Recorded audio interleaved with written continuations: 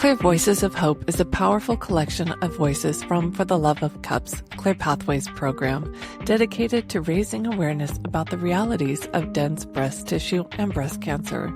Through honest conversations and personal stories, we amplify the voices of women who have faced these challenges firsthand, sharing their journeys, fears, triumphs, and lessons learned along the way. Each episode brings you closer to the lived experiences of survivors, advocates, and caregivers, while also featuring leading experts in breast health and women's health. Together, we break down the barriers, provide vital education, and empower listeners to make informed decisions about their own breast health. Whether you're navigating your own diagnosis, supporting a loved one, or passionate about women's health equity, Clear Voices of Hope is your source for real stories, reliable information, and a supportive community. Join us as we shine a light on the path to early detection, better care, and hope for every woman.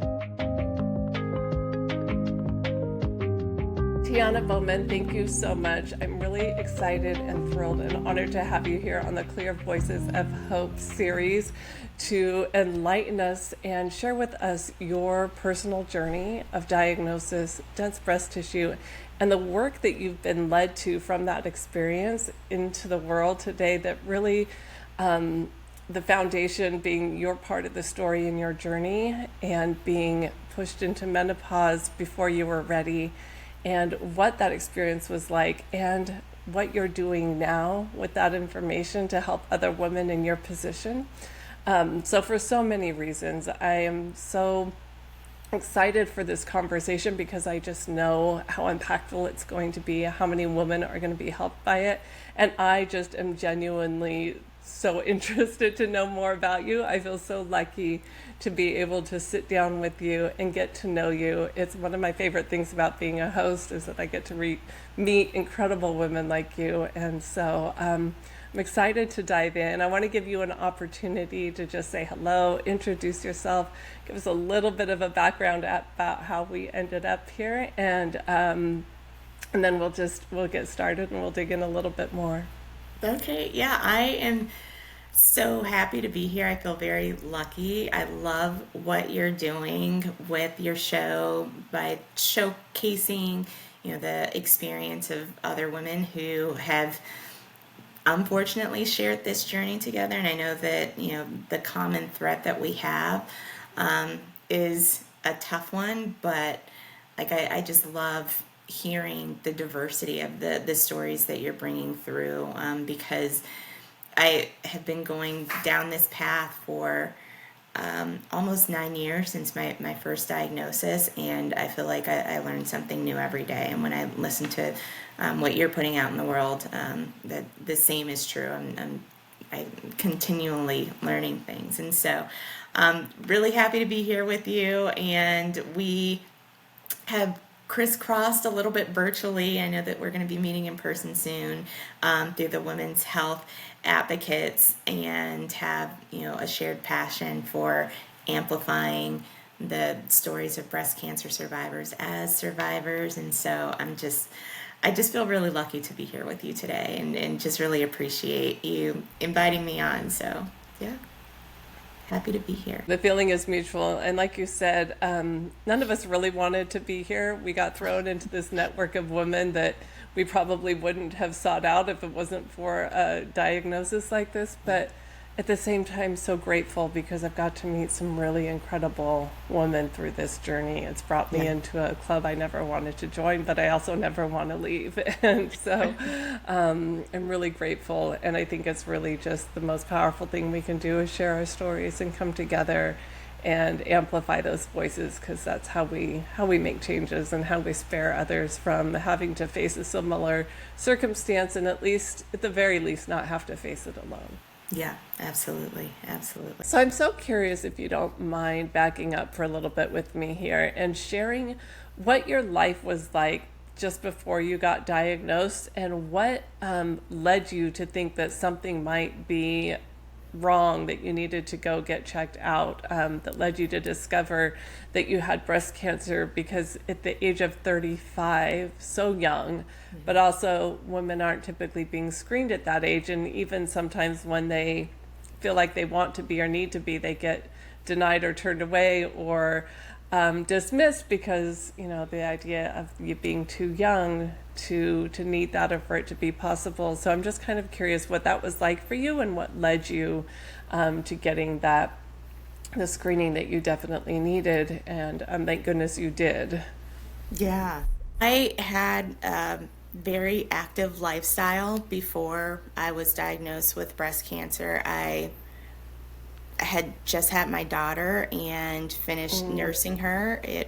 I nursed her for a year, and at the end of that year, when my breast deflated, which is totally normal, I was just kind of rushing through a shower, and during that shower, I felt a lump on my left breast, and I thought that it was strange. It felt really like cliche to feel a lump even when I wasn't looking for it, because it did have kind of that feeling of a soft pee.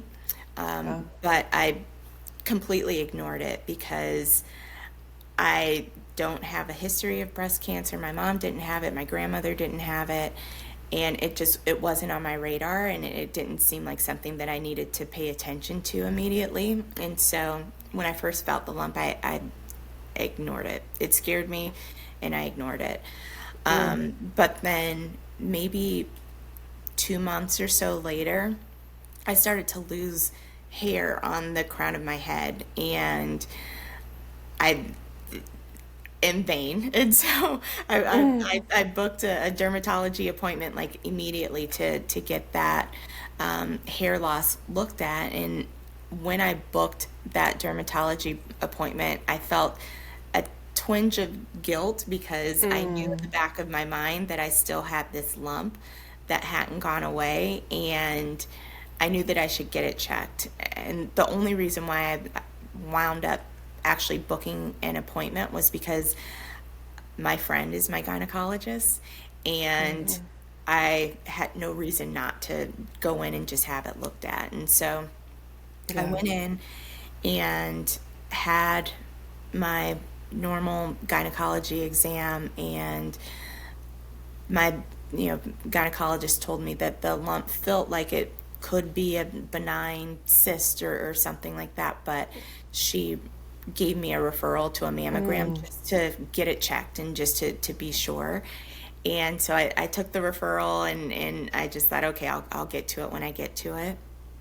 And I didn't book my mammogram until about 6 months later. And so by that time I was 35, and when I booked it, I just kind of looked at it as an annoying to-do list type of thing. I even brought my daughter with me to the Yeah. appointment, just thinking that she could sit in her car seat while I got things done. But I was sent home, and I had to come back a week later without her. So I was really frustrated to even be there. But once I got the mammogram, the technician said that she asked if I had a little bit of extra time to get an ultrasound as well, Wow. because what was seen on the mammogram was somewhat clear. I have dense breast tissue. I was only 35, and that's normal for younger women. And so I went in for an ultrasound, and it was very apparent on the look of the ultrasound technician's face that something was going on. And they asked if I would be open to getting a biopsy that same day as well, Oh, like wow. a fine needle biopsy that same day. And I I tried to keep it together. I cried right in that moment. They couldn't say that anything was going on, but Yeah. everything kind of made it apparent that Yeah. something was happening. And so it was a shock to Yeah. be diagnosed at such a young age, especially with all of the denial that I had going on in my mind. But Yeah. it happened, and it was tough. Wow. Oh God, there's so many things I want to highlight there because, I mean, here you are, a new mom, right? You've been breastfeeding for a year. Like, so many things can be easily dismissed or looked over, like, okay, maybe it's mastitis, or maybe it's this, maybe my breasts are changing anyways, right? Because you've been pregnant and then nursing, and now they're kind of settling in back to normal. They're losing some volume, and there's a lot of changes already happening. And then, yeah, that moment in the shower that you do hear a lot, and I suppose we hear it a lot because it is common as a way to find something that's unusual, that isn't within your realm or scope of normal, a big change in your breast. But the desire to have that not be true is so strong, that desire to deny it and be like, I'm too busy, I've got 2 little kids, I'm too young, all these things. And like you said, you even had to come back. Like, it takes a lot of due diligence to even get to that point, even when supposedly things are working right. Like, the referral was fairly easy for you to get from your gynecologist, who was also your friend, which sometimes that's not the case. The fact that they were so willing to just like take you straight from the mammogram to the ultrasound, also not usually the case. But I think when that is the case, and I know that was true in my situation too, I knew something was up. It wasn't just dense breast tissue. There was something more that was going on. And I feel for you in that moment, because you're alone. You didn't know that you were going to expect anything. You've also probably got somebody else taking care of your kids. And so you're just like, you're between 2 worlds, and you're just so confused and caught off guard. It's a very surreal moment. And you're also just kind of vulnerable and alone and not even sure what to make of it in a moment like that. So I really feel for you. It takes me right back there. I'm curious, did they end up doing the biopsy that same day? They did. And it was everything that you said. And yeah, it takes me back just thinking about it. It was such a scary day because, like you said, I was trying so hard to deny that it could be anything. I had dropped my kids off at my grandparents' house, told them it would be a quick appointment, and I was busy planning my son's 4th birthday the next day. And they did the biopsy, and I just remember them telling me that I was going to be a little bit sore and not to lift anything too heavy after the appointment. But I was thinking, I have to pick up my daughter right after this, and I'm not going to freak my grandparents out and tell them what happened, because I'm still processing this. On the way home to pick up my kids, I just remember thinking, nope, there's no way, no. Even though it was clear and I could see on the screen that there was a small mass, I was just, it was just such utter confusion. Like, my world had flipped so fast and I didn't even know how to process it. But I recognize that story is very unique, unfortunately, that a lot of women are not pushed through same day, essentially, to understand what's happening. And I also benefited from having my friend be my gynecologist. That's completely atypical, and that span of 72 hours was excruciating, but I had the systems work for me, which a lot of women don't have. Yeah, so even when the system was working, it's still very uprooting and confusing. And I would, love for you to have had some support on that day, because you just don't. There's nothing that can prepare you for that. And like you said, you're not even quite sure who to reach out to in a moment like that.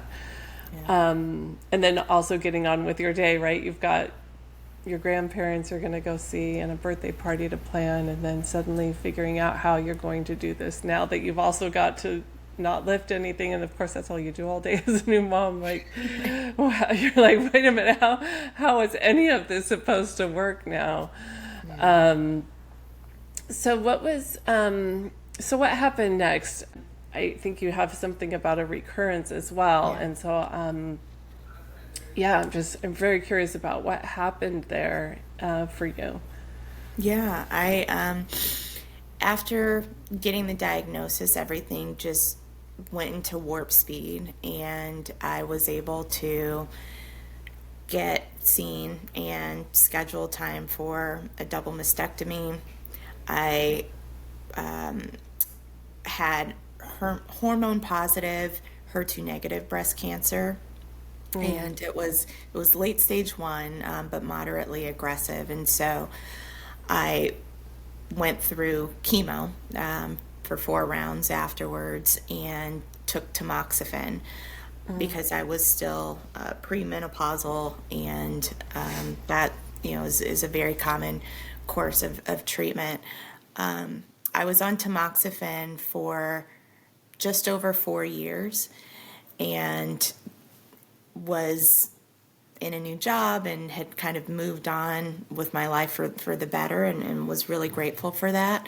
And it was shortly before turning 40 when I was just working to get back in shape again, that I had a really hard workout and I was super sore afterwards, and the soreness subsided everywhere in my body except for my left breast again, and near the point where I had my breast cancer removed. And I thought that was really strange because I also had reconstruction and didn't have breast tissue. But I Right. did an intentional self breast exam and felt a lump again Wow. in almost the same place that I initially felt it. And I just knew.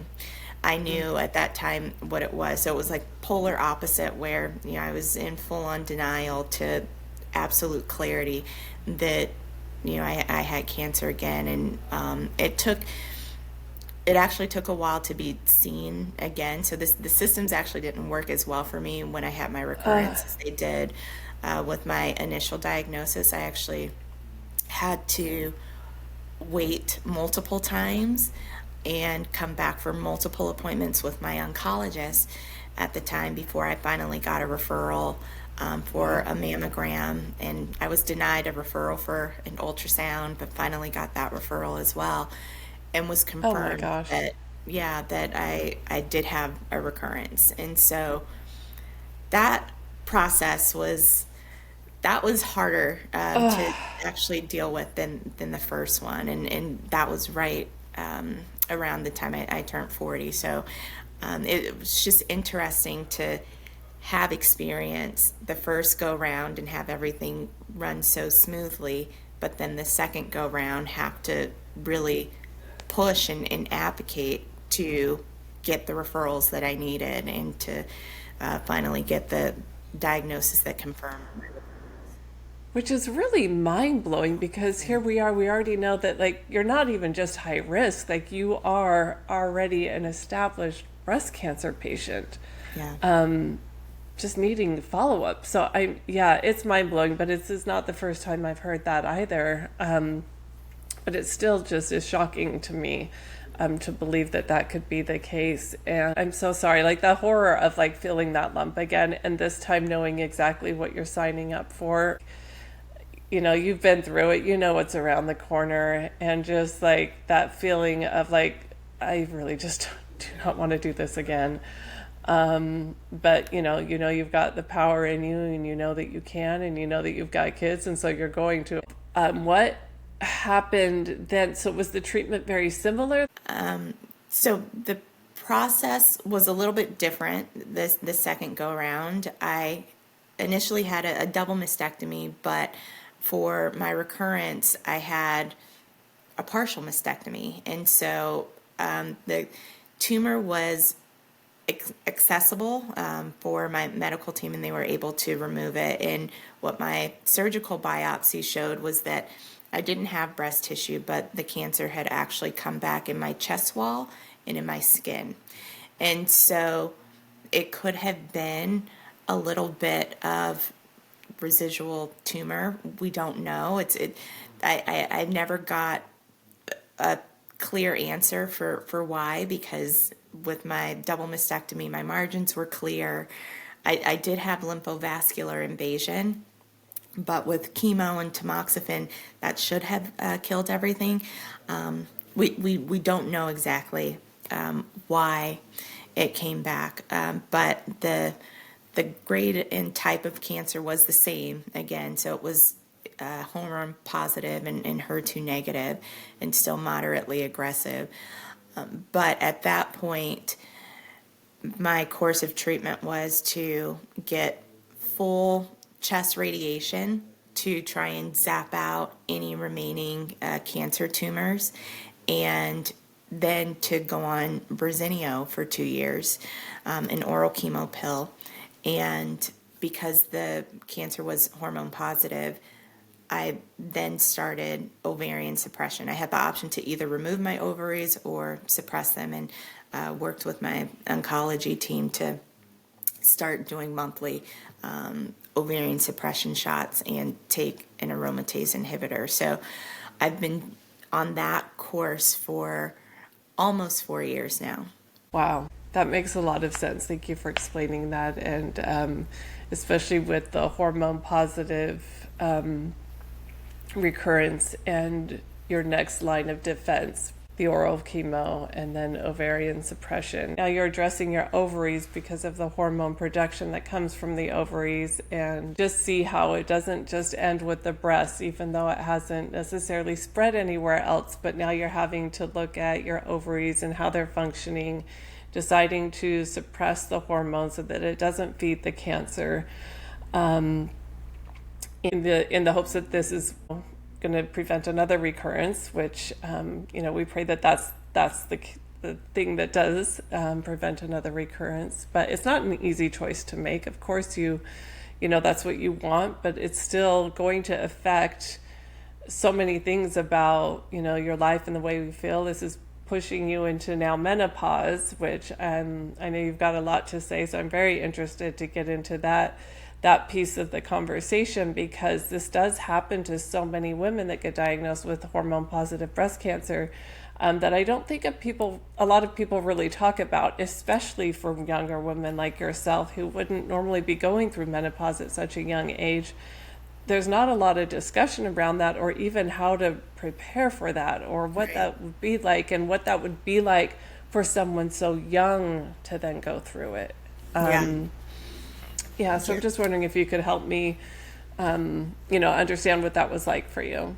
Yeah, it was really hard, and actually going through medically induced menopause because of my ovarian suppression is what changed the course of my life, and is really what's bringing us together now. Because to your point, there were not a ton of conversations about menopause just 4 years ago, which seems crazy because now everyone is talking about menopause, which is a wonderful thing.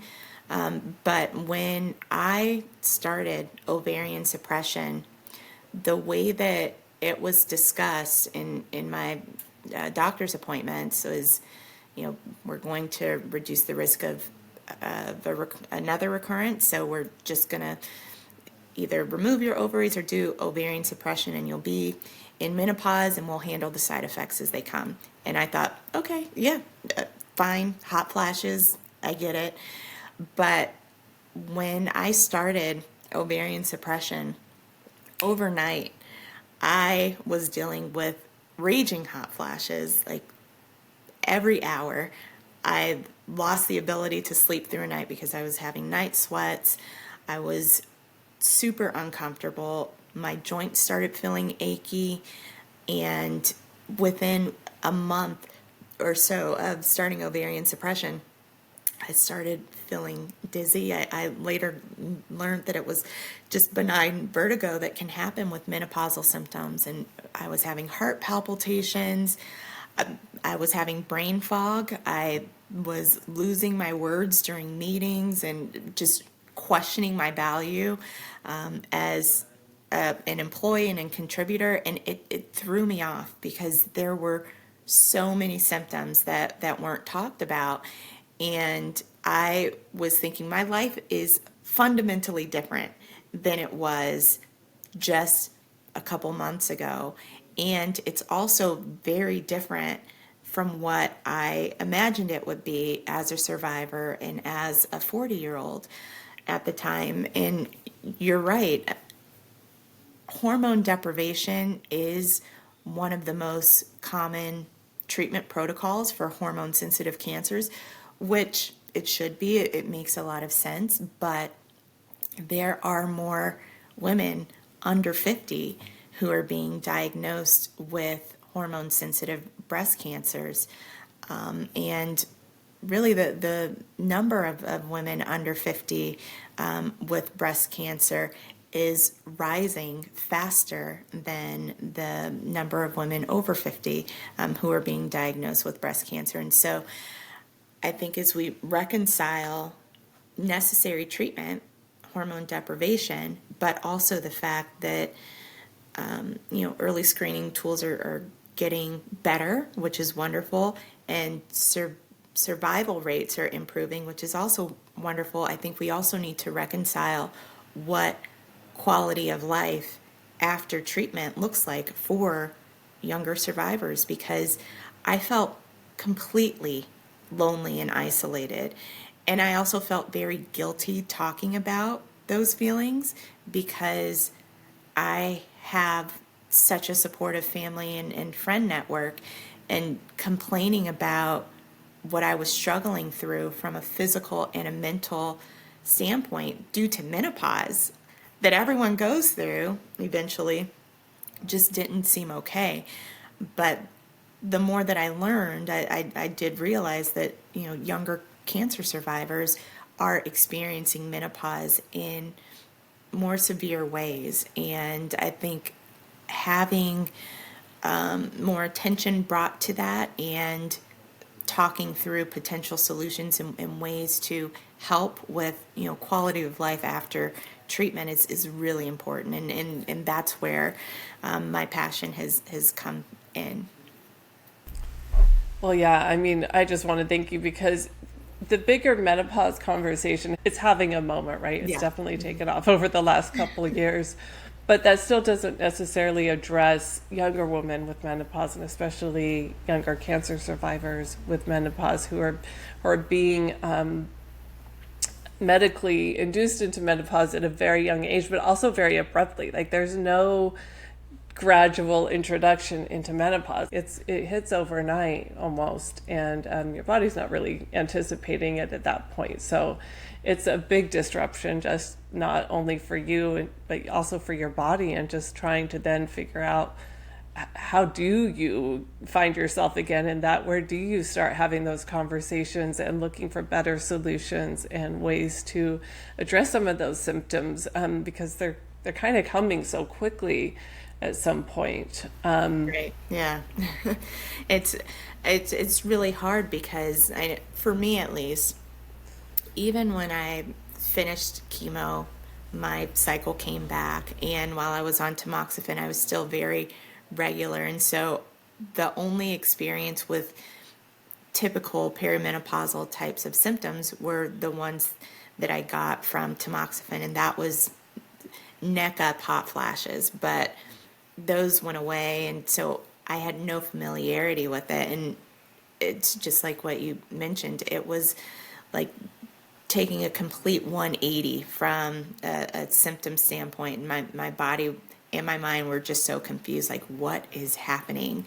And I think it's really tough. And with younger survivors, I had the privilege of and the choice of having my kids before my diagnosis. But as we think about medically induced menopause and what that means from a fertility standpoint, and what it means from a dating standpoint, and all of the changes that come along with it, the experience of younger survivors is very unique, but it can be really tough to talk about outside of the sacred group of survivors. But I think that the broader population needs to know that, especially since these menopause discussions are having their moment. I know that this was something that became a passion of yours to find more women to connect with, to talk to also create more opportunity for these conversations. And you have an organization that you've created, Pausitive Outlook, which I think is just incredible work. And I know it's coming from such a heart-centered, soul purpose-driven place. I would love to know what that evolution of that creation and that community was like and what you're doing now. I have a lot of fun with it. So it started because after I was experiencing the sudden symptoms, I didn't really know how to put them together. And I brought them up to my care team, and I have a great care team. I don't want to misconstrue that. But even with bringing up the symptoms that I was having, it felt like the information that I was getting was very piecemeal. And so I started Googling everything as it came through and reading as many books as I could on menopause that were out there. I was reading the Menopause Manifesto, Menopause Boot Camp, Estrogen Matters. I was just trying to understand what was going on with my body, and the information that came from those books and listening to doctors on social media, just as a starting point to know where to route my questions, was really, really helpful. And I got to the point where I was learning so much that I kind of appointed myself a menopause evangelist, and I started talking to my friends about menopause because I'm like, hey, I know you don't think that anything is happening, but you all might be in perimenopause, and here's what's going to happen next, and we should learn about this. And I wanted to share the thoughts and the experiences that I was having, and so I started to blog about it, and that's kind of a old form platform, but I just had so much inside of me that I wanted to get out, and so I started blogging, and I called my blog Pausitive Outlook, because my thinking was, it's spelled, pause like menopause, like I'm in this for the long haul. I'm not overly positive and thinking, roses and rainbows, but this is what my life is going to look like going forward. And there, from what I'm learning, are longer term risks and quality of life changes that I need to be prepared for. And so let me use this platform to share that message.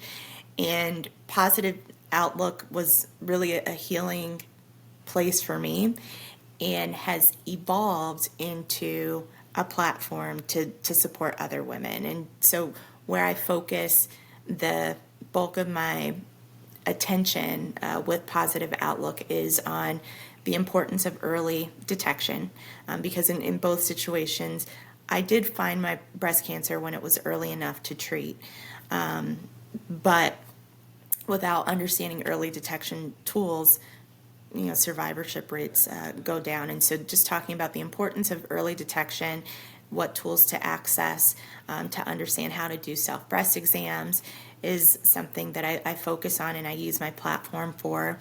I also focus on sharing menopause resources via events. A friend of mine and I started hosting intimate events where I would bring in experts and medical professionals to talk about what the menopause journey can look like, and to connect the guests with products and books and just clinicians who can help navigate or help guide them along the journey. And I just felt that it was really important for us to share stories like we're doing now, because with having more open conversations, especially in comfortable settings, I think we can really feel more confident about being our own advocates and taking our health into our own hands in order to have improved outcomes. So, the early breast detection, menopause resources via events, and then advocacy and volunteering with other organizations that are doing amazing things from breast health standpoint is where I use my platform, because I think we should all know that there are amazing organizations who are bringing together younger survivors, who are mobilizing, political leaders like the women's health advocates that we're both a part of, to sign on to supporting research and ensuring that there is work to continue to support cures. So Positive Outlook has allowed me to do more than I would have ever thought, and has really opened up the world to me, and brought in such wonderful relationships and connection points. And I hope that going forward it continues to serve as a resource for women who are trying to understand what menopause looks like for them as survivors, and what they can do to improve their longer term quality of life. Yeah, wow. So good. I have so many questions. I'm kind of curious though, when you were going through this journey and you thought, oh my gosh, now I'm becoming a menopause evangelist, which you said, I love that term actually. Because, you are looking back to like even some of these perimenopause symptoms for 35-year-old women. And I know that is part of the bigger conversation, is that women aren't really thinking about it until their late 40s or 50s, but really we need to rewind that thinking and that way of thinking, I guess I should say, and to see how early it actually can start affecting you. So I'm curious what you would say to the average 35-year-old woman, what you learned on that journey, as far as what perimenopause looks like and how you could start supporting yourself even then. Yeah, I that's a great question. I think listening to our bodies is of the utmost importance, and not just listening, but understanding that changes aren't a bad thing. It's natural. This is what life can look like. But going to our doctors and sharing those changes is really important. I think for the average 35-year-old, if you notice that glass of wine isn't sitting with you the way that it used to, or that there are some changes that are happening from a weight standpoint, and not being able to do some of the things that maybe you were able to do just 2-3 years before, or that your cycle is changing and it feels a little bit different, that could be perimenopause. And going in and talking to your doctor about those changes and how they're making you feel physically and mentally are important, because it at least gets the dialogue going, and it helps to make you more of the captain in your own journey. And I think that that's okay.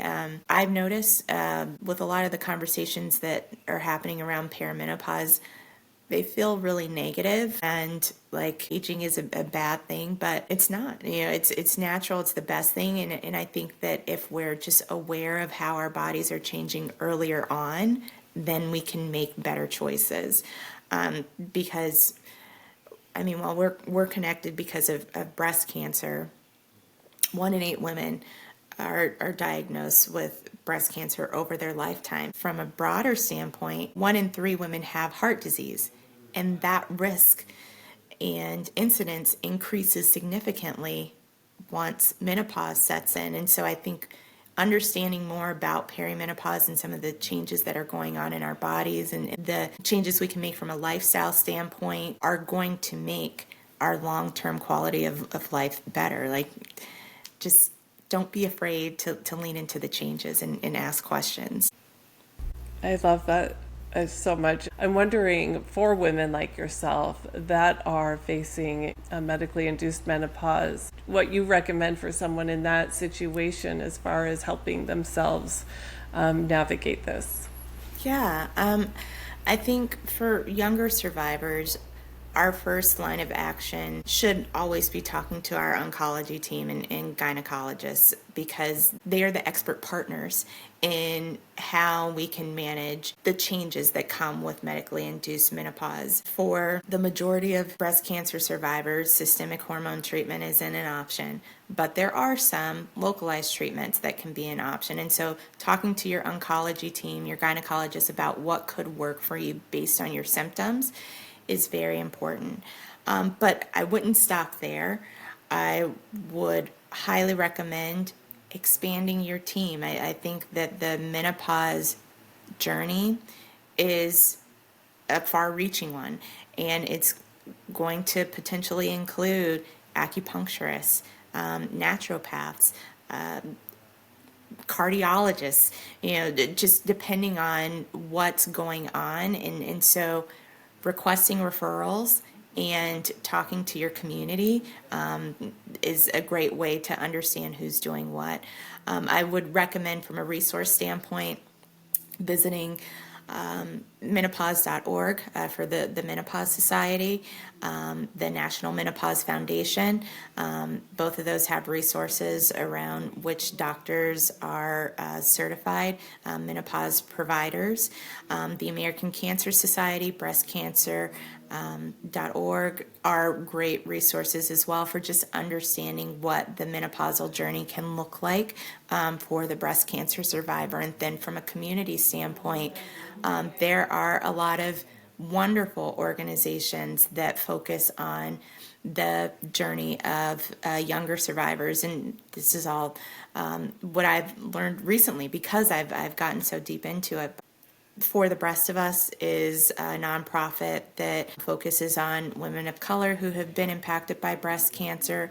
The Breasties is an amazing organization that focuses on the journey of women who have had gynecological or breast cancer and are under 45. I'm a part of a local organization called the Bay Area Young Survivors, and there's a very robust, community there that's sharing tips. So I would recommend, starting with oncologists and gynecologists, but not being afraid to expand your team of support and reaching out to community, because when we share what's working, what's not, what questions we have, I think it makes us all smarter about how to, make our own decisions and care for ourselves. It also makes our care providers smarter about how they can support us. So highly recommend going there. I provide access and links to these resources on my platform as well, so you can follow me on Instagram or TikTok at Positive Outlook, or visit my website as well, positiveoutlook.com. Oh my goodness. Thank you so much. Those are some really wonderful resources. I'm familiar with all those organizations that you just mentioned, and they are truly the real deal. So definitely worth reaching out to. Absolutely follow along, on Instagram or TikTok, because you're just a wealth of inspiration and information. And I'm really grateful for this conversation today and taking us through this whole journey. I know it's not easy reliving all of it in 1 hour, but I'm grateful because I know how important it is to share this information. So I'm just really grateful for your time and your energy that you poured into this conversation today, and just feel really blessed to have had you here. Thank you for having me. Like, the feeling is 100% mutual, and what you're doing with your platform, with this series, is so important. And so I also feel very, very honored and just lucky to know you now, and to be a part of the change that you're creating. And I just think that it's such a blessing and incredible thing that,